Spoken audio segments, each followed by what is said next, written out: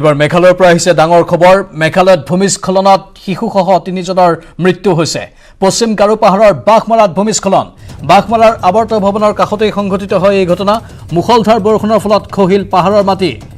মেঘালয়ৰ পৰা আহিছে দুৰ্ভাগ্যজনক খবৰটো যত ভূমিস্খলনত শিশুসহ 3জনৰ মৃত্যু হৈছে পশ্চিম গাৰো পাহাৰৰ বাঘমাৰাত এই ভূমিস্খলনৰ ঘটনা বাঘমাৰাৰ আৱৰ্ত ভৱনৰ কাষতে সংঘটিত হয় এই ভূমিস্খলন মুখলধাৰ বৰষুণৰ ফলত পাহাৰৰ মাটি হঠাৎ খহি পৰে আৰু যাৰ ফলতে শিশুসহ 3জনৰ কৰুণ মৃত্যু হৈছে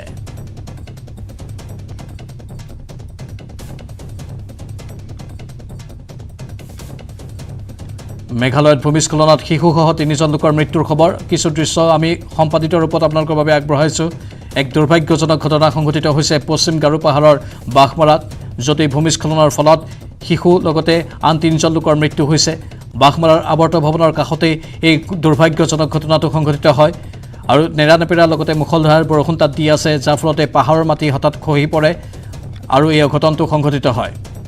মেঘালয়ৰ ভূমিস্খলনৰ খবৰ যত শিশুসহ 3জনৰ মৃত্যু হৈছে পাছত স্থানীয় লোকসকল উপস্থিত হৈ প্ৰশাসনৰ সহযোগত উদ্ধাৰ অভিযান চলাই তাত কিন্তু দুৰ্ভাগ্যৰ বিষয় যে ইতিমধ্যে মৃত্যুমুখত পৰিছে শিশুসহ 3জন লোক বাঘমাৰাৰ আৱৰ্ত ভৱনৰ কাষতে এই ঘটনাটো সংঘটিত হয় পাহাৰৰ মাটি খহাৰ ঘটনা ধাৰাবাহিকভাৱে সংঘটিত হৈ আছে নেৰানেপেৰা বৰষুণৰ ফলত আৰু এই কেইদিনত এই ঘটনাসমূহ বৃদ্ধি পাবলৈ ধৰিছে তাৰ মাজতে মেঘালয়ৰ এই অঞ্চলটোত পশ্চিম গাৰো পাহাৰৰ পৰা আহিছে খবৰ যত ভয়ংকৰ ভূমিস্খলন সংঘটিত হয় আৱৰ্ত ভৱনৰ কাষতে এই ঘটনাটো সংঘটিত হয়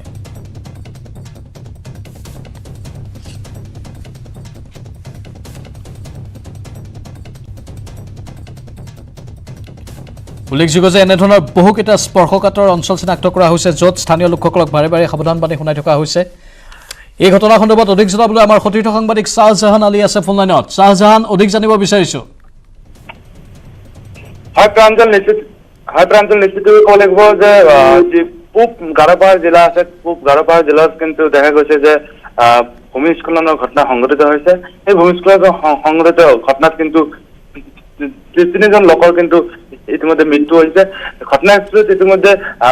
মেঘালয় প্ৰশাসন তথা এনডিআৰএফ বাহিনীয়ে কিন্তু গৈ কিন্তু 3গৰাকী লোকক কিন্তু উদ্ধাৰ কৰা পৰিলক্ষিত হৈছে আৰু এটা কথা নিশ্চিত ক'ব লাগিব যে মেঘালয়ৰ বিভিন্ন প্ৰান্তত কিন্তু ভূমিস্খলনৰ ঘটনা ইতিমধ্যে সংঘটিত হৈছে আৰু ভূমিস্খলনৰ ঘটনা সংঘটিত হোৱাৰ ফলত কিন্তু মেঘালয়ৰ ৰাজ্যৰ যি